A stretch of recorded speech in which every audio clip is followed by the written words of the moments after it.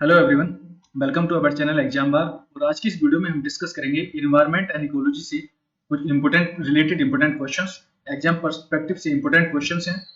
अगर हम बात करें एग्जाम में तो 7 से 8 क्वेश्चंस आपको इन्वायरमेंट एंड इकोलॉजी के आपको एग्जाम में देखने के लिए मिलेंगे। फैक्ट्स बेस्ड क्वेश्चंस मोस्टली पूछे जाते हैं, फैक्चुअल्स क्वेश्चन पूछे जाते हैं।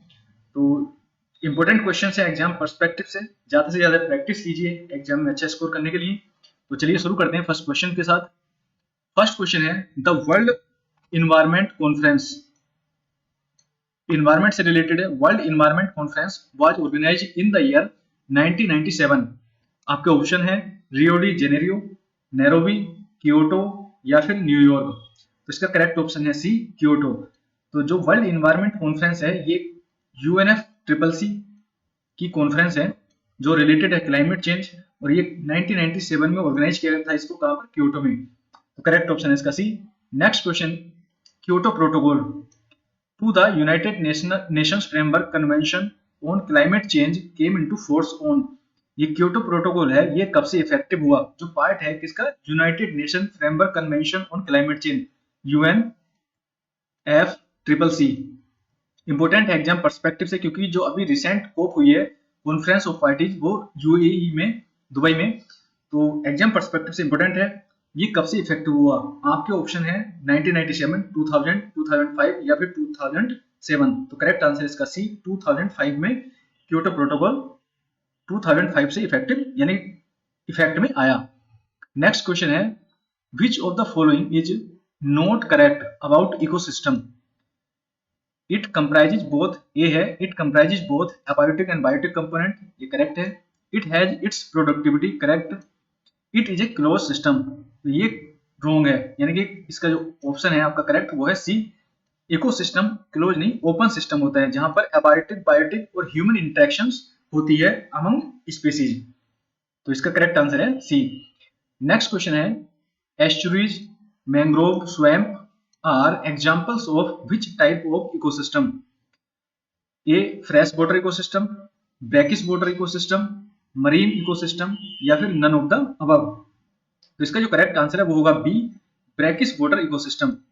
जो फ्रेश वाटर इकोसिस्टम होता है उसके अंदर लेस देन 5 ppt यानी कि पार्ट्स पर 1000 पार्टिकल्स के अंदर ऑफ वाटर 5 पार्ट्स होते हैं इसके सोल्ट के, लेस देन 5 ppt। ये होता है fresh water fresh water. Marine water की अगर हम बात करें तो उसके अंदर होते हैं ग्रेटर देन 35 ppt यानी कि पार्ट्स पर 1000 वाट, एक यानी कि 1000 जो वाटर मॉलिक्यूल्स होते हैं उनके अंदर 35 पार्ट्स होते हैं सोल्ट के।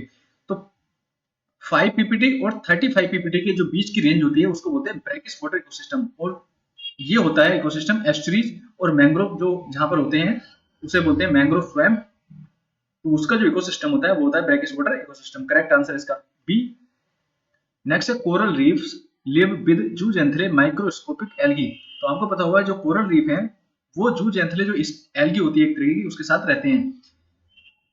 यहाँ पर पूछा है रिलेशनशिप, ए म्यूचुअलिज्म, बी कमेंसलिज्म, सी अमेंसलिज्म या फिर पैरासिटिज्म। तो करेक्ट आंसर इसका कोरल रीफ एल्गी जो होती है जूजेंथले उसके साथ म्यूचुअलिज्म में रहते हैं, यानी कि दोनों जो स्पीसीज हैं कोरल रीफ्स और एल्गी दोनों, यानी कि दोनों बेनिफिट्स होती हैं एक दूसरे से।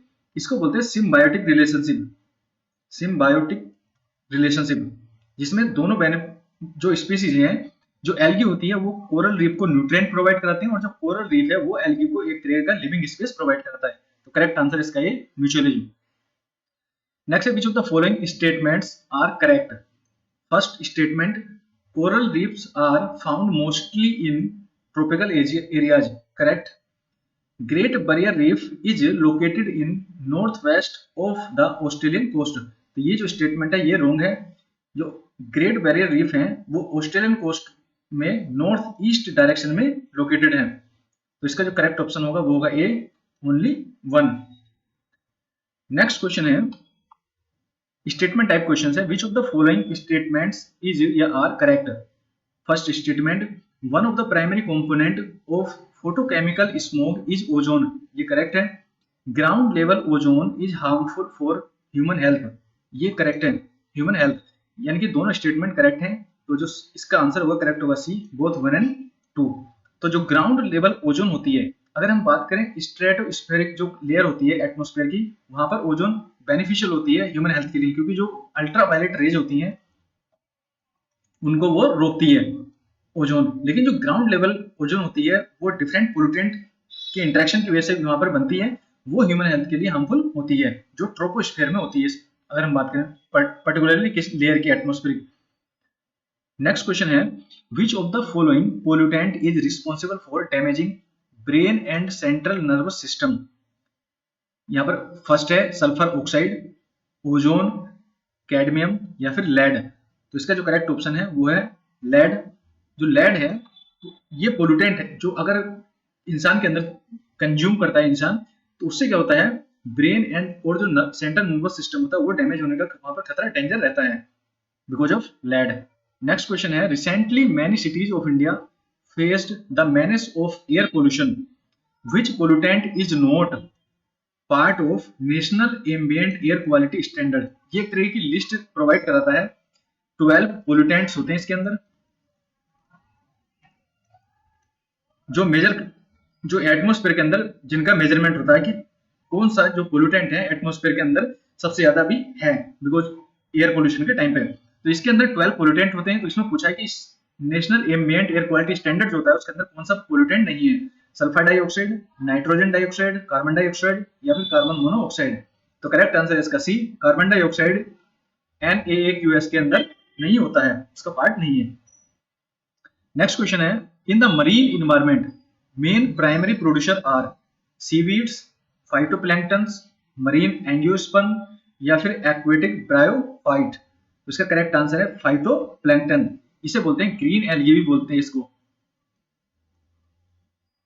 Green algae phytoplankton. ये फोटोसिंथेसिस के द्वारा जो अपना फूड है उसको तैयार करते हैं, इसलिए इन्हें मेन प्राइमरी प्रोड्यूसर बोलते हैं मरीन इन्वायरमेंट का। नेक्स्ट क्वेश्चन है, most stable ecosystem is forest, desert, grassland या फिर ओशन। तो इजी क्वेश्चन है, फैक्ट बेस्ड क्वेश्चन है। करेक्ट आंसर है इसका ओशन स्टेबल इकोसिस्टम है। नेक्स्ट क्वेश्चन है, which of the following shows salinity gradient of water system. Water के अंदर सैलिनिटी ग्रेडियंट शो करने के लिए जो जिससे शो करते हैं उसे क्या बोलते हैं, इकोक्लाइन, हेलोक्लाइन, पाइनोक्लाइन या फिर थर्मोक्लाइन। तो करेक्ट आंसर है इसका बी, हेलोक्लाइन। ये शो करती जो लाइन होती है हेलोक्लाइन, इसको बोलते हैं, ये सैलिनिटी ग्रेडियंट को शो करती है वाटर सिस्टम के अंदर। पाइनोक्लाइन होता है ये डेंसिटी वेरिएशन, यहाँ पर किसी भी वाटर सिस्टम के अंदर डेंसिटी वेरिएशन को शो करती है पाइनोक्लाइन लाइन। थर्मोक्लाइन होती है टेम्परेचर को शो करती है कि किस पर्टिकुलर टेम्परेचर पे कितनी देर तक कितना टेम्परेचर रिड्यूस हो रहा है। तो उस जो लाइन होती है जॉइनिंग प्लेसेस उसको बोलते हैं थर्मोक्लाइन। तो इसका करेक्ट ऑप्शन है बी, हेलोक्लाइन, जो हेल्प करती है शो करती है salinity gradient of water system.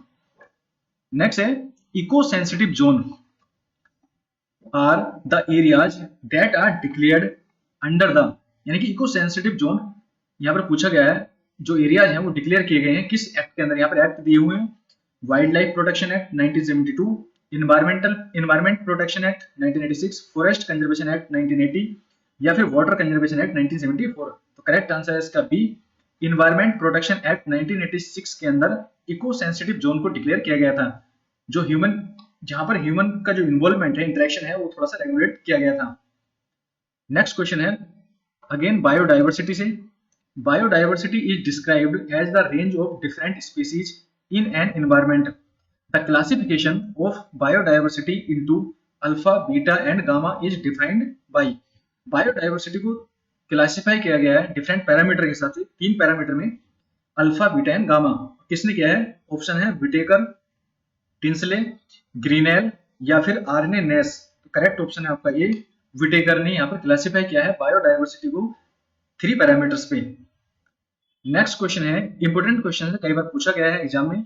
Biological oxygen demand BOD indicates low dissolve oxygen content of water, high dissolve oxygen content of water, high dissolve minerals content of water या biodegradable discharge in water. तो correct option है इसका ए, biological oxygen demand indicate करती है water के अंदर लो dissolve oxygen, किसके अंदर? वाटर के अंदर। नेक्स्ट क्वेश्चन है micro remediation A form of bio remediation. Bio remediation होती है जो हेल्प करती है जो टॉक्सिक यानी पोल्यूटेंट होते हैं उनको लेस टॉक्सिक पोल्यूटेंट में डिग्रेड करने में हेल्प करता है। प्रोसेस जो प्रोसेस होती है उसे बायो रेमेडिएशन बोलते हैं।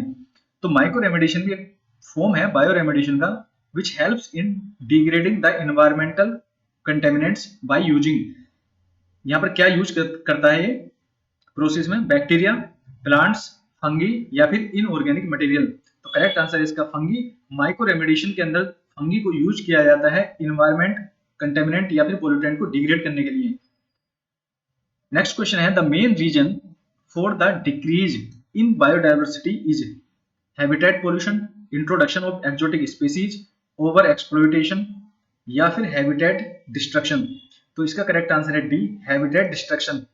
यहाँ पर मेन रीजन है, इंपोर्टेंट फैक्टर होता है हैबिटेट डिस्ट्रक्शन किसी भी बायोडाइवर्स रीजन को, बायोडाइवर्सिटी को डिक्रीज करने के लिए। हैबिटेट से क्या होता है, जो जैसे फॉरेस्ट एरियाज हैं, फॉरेस्ट को अगर काट दिया जाए तो वहां उससे रिलेटेड जितने भी फोना होंगे, प्लांट्स होंगे, स्मॉल प्लांट्स होंगे, ग्रासेस होंगी, वो एलिमिनेट हो जाती हैं। उससे रिलेटेड जो भी एनिमल्स होंगे या फिर बर्ड स्पीसीज होंगी या फिर अर्थवॉर्म्स वगैरह होंगे, वो सब वहां से डिस्ट्रॉय हो जाएंगे। तो बायोडाइवर्सिटी का डिस्ट्रॉय करने का सबसे बड़ा रीजन है हैबिटेट डिस्ट्रक्शन। नेक्स्ट क्वेश्चन है which of the following is considered a hot spot of biodiversity in India. यानी कि बायोडाइवर्सिटी हॉटस्पॉट इंडिया के अंदर दो हैं, एक है वेस्टर्न घाट और एक है ईस्टर्न हिमालयाज। तो यहां पर पूछा गया कौन सा बायोडाइवर्सिटी हॉटस्पॉट इंडिया के अंदर है, वेस्टर्न घाट, ये करेक्ट इसका आंसर है। Eastern Ghat Indo Gangetic plain Vindhyachal, तो करेक्ट आंसर इसका ए है। नेक्स्ट क्वेश्चन है endangered species are listed in. तो IUCN एक बुक लॉन्च करता है हर साल, उसके अंदर इंडेंजर्ड स्पीसीज या क्रिटिकली इंडेंजर्ड या फिर जो एक्सटिंक्ट हो चुके हैं या फिर वल्नरेबल स्पीसीज के बारे में बात करता है। तो यहाँ पर पूछा है endangered species are listed in orange box, red data box, environmental box या फिर नन ऑफ द अबव। तो इसका करेक्ट आंसर है रेड डेटा बॉक्स या फिर रेड डेटा बुक बोलते हैं इसको, रेड बुक भी बोलते हैं। उसके अंदर IUCN लिस्ट करता है डिफरेंट स्पीसीज की कैटेगरी। नेक्स्ट क्वेश्चन है Jalgaon a geothermal site is located in which of the following state. UP, Karnataka, Arunachal Pradesh या फिर महाराष्ट्र। तो जलगांव एक जियोथर्मल साइट है, इंपॉर्टेंट है एग्जाम पर्सपेक्टिव से। किस स्टेट में लोकेटेड है, करेक्ट आंसर इसका डी, महाराष्ट्र के अंदर। नेक्स्ट क्वेश्चन है spider is which type of invertebrate. Invertebrate बोलते हैं एनिमल्स जिनके बैकबोन नहीं होती है, एनिमल्स विदाउट बैकबोन, उसे बोलते हैं इनवर्टिब्रेट। तो स्पाइडर किस ग्रुप को बिलोंग करता है, मोलस्क, एनिलिड्स, आर्किनिड्स या फिर इंसेक्ट। तो इसका करेक्ट आंसर है सी, आर्किनिड्स ग्रुप को बिलोंग करता है spider.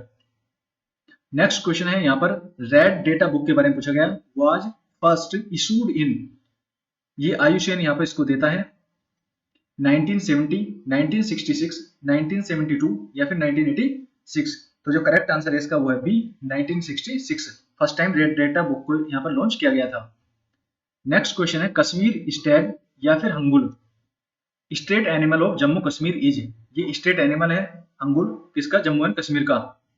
Is endangered, critically endangered, extinct या फिर वल्नरेबल।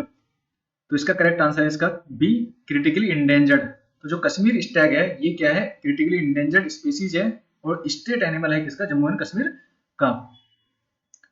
नेक्स्ट क्वेश्चन है सर्पगंधा which is used for treating various central nervous system disorder is invasive plant, forest grass, medicinal plant या none of the above। तो इसका जो correct answer है वो होगा सी, मेडिसिनल प्लांट। सर्पगंधा जो हेल्प उसको ट्रीट करने में यूज करते हैं सेंट्रल नर्वस सिस्टम डिसऑर्डर को, तो ये एक तरह का क्या है, मेडिसिनल प्लांट है।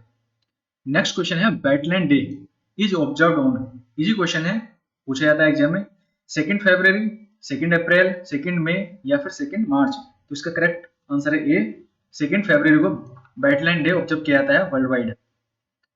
नेक्स्ट क्वेश्चन है Cartagena Protocol is related to biosafety agreement, pollution, climate change या फिर ओजोन डिप्लीशन। तो इसका करेक्ट आंसर है Cartagena Protocol bio safety agreement से रिलेटेड है।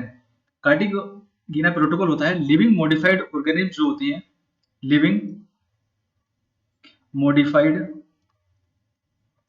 ऑर्गेनिज्म, जैसे हम मान सकते हैं वैक्सीन के अंदर अगर एक्टिव वायरस है तो उसका ट्रांसफर करते हैं किसी एक कंट्री से दूसरी कंट्री को, एक्सपोर्ट करते हैं या फिर इंपोर्ट करते हैं, तो उसके लिए एक एग्रीमेंट साइन होता है बायोसेफ्टी एग्रीमेंट, जिससे क्या हो कि वो किसी वजह से इन्वायरमेंट से इंटरेक्ट ना कर सके या फिर वहां पर पर्कुलेट ना हो जाए, तो उस सेफ्टी एग्रीमेंट को बोलते हैं कार्टेगिना प्रोटोकॉल। नेक्स्ट क्वेश्चन है biodiversity hotspot concept was put forth by, किसने दिया था biodiversity hotspot concept? C J Barrow, Walter Rosen, D R Bartis या फिर नॉर्मन मायर्स? तो करेक्ट ऑप्शन है इसका डी, नॉर्मन मायर्स ने बायोडायवर्सिटी हॉटस्पॉट कॉन्सेप्ट को दिया था। नेक्स्ट क्वेश्चन है monitoring of illegal killing of elephants MIKE programme was started in South Asia. आपके ऑप्शन है 1986, 2003, 2010 या फिर 1992। तो इसका जो करेक्ट आंसर है वो है बी, 2003 में माइक प्रोग्राम को स्टार्ट किया गया था। तो ये क्वेश्चन को पूछ सकता है एग्जाम में। प्रोजेक्ट एलिफेंट जो 1992 में लॉन्च किया था इंडिया में, काफी बार पूछा जा चुका है एग्जाम में, तो हो सकता है माइक जो प्रोग्राम है इसके बारे में क्वेश्चन पूछ लिया जाए।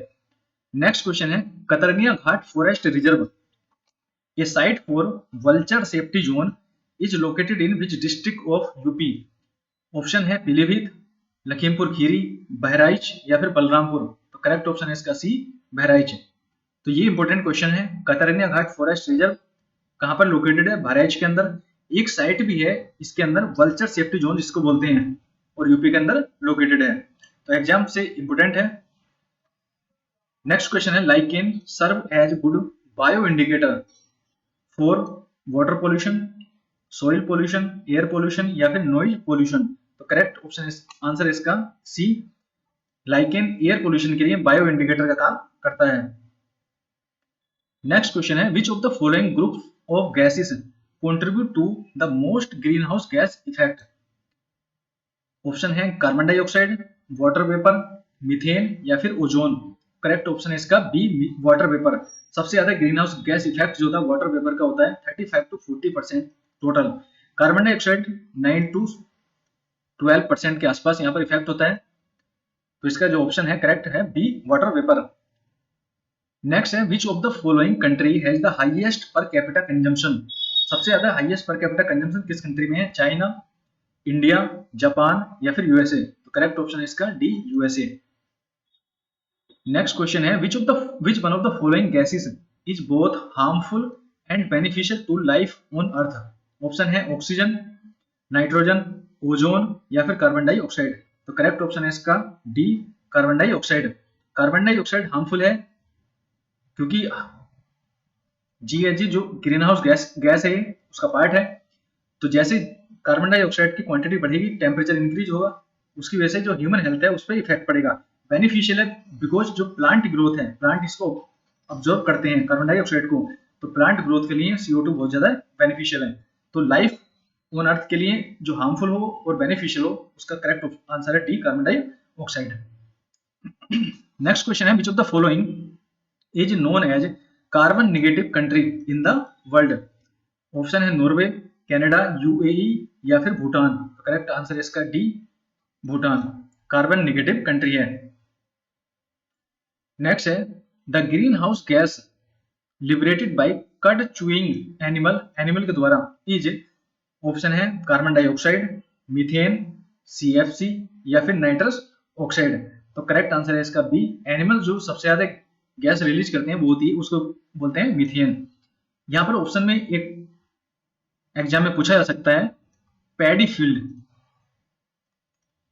यानी कि राइस के जो खेत होते हैं वहां से भी मीथेन गैस इमिट होती है। तो इसका ऑप्शन है बी, मीथेन। नेक्स्ट है कार्बन ट्रेडिंग एक प्रोसेस होती है, एक climate change mitigation process is related to?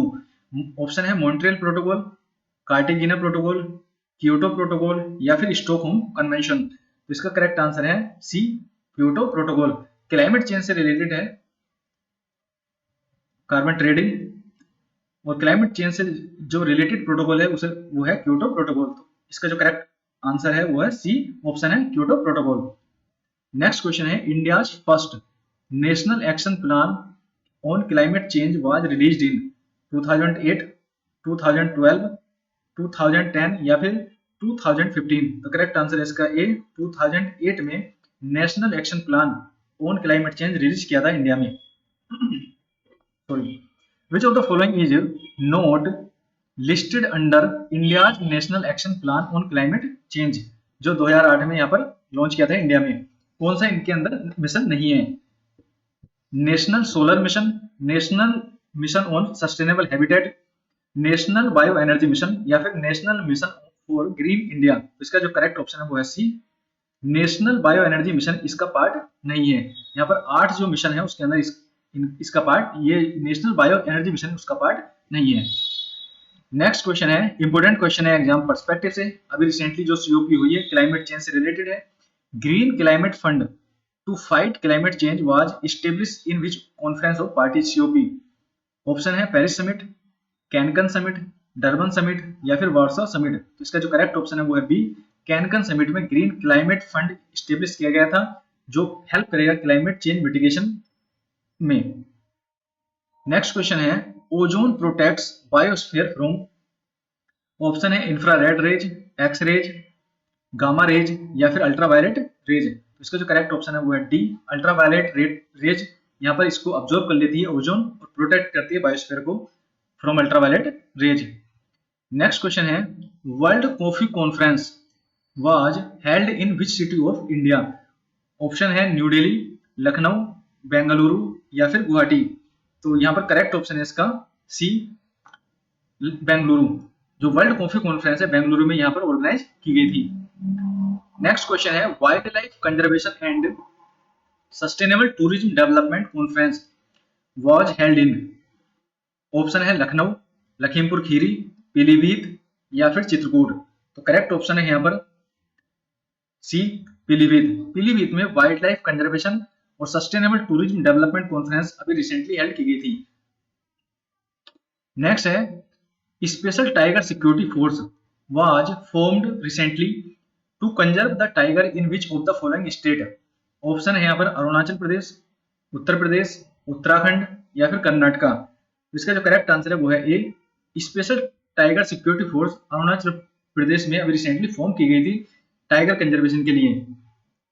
Next question है third global maritime India summit was organised in which of the following city? Option है यहाँ पर न्यू दिल्ली, मुंबई, बेंगलुरु या फिर कोलकाता। तो करेक्ट ऑप्शन है यहाँ पर B Mumbai.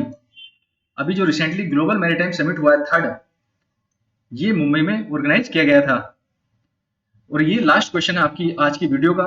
India's first biodiverse genetic silk tech park establish in which Indian city? Option है यहाँ पर पंचमढ़ी, वाराणसी, लखनऊ या फिर नागपुर। तो इसका जो करेक्ट आंसर है वो है A Pachmarhi. First biodiverse genetic silk tech park Pachmarhi में स्टेब्लिश किया गया है। तो ये थी आज की वीडियो और इससे related 45 questions environment and ecology से रिलेटेड इंपॉर्टेंट है। एग्जाम में आपको कुछ क्वेश्चन डायरेक्टली इनडायरेक्टली यहाँ से देखने के लिए मिलेंगे। ज्यादा से ज्यादा क्वेश्चंस को प्रैक्टिस कीजिए जो हेल्पफुल होगी एग्जाम में स्कोर करने के लिए।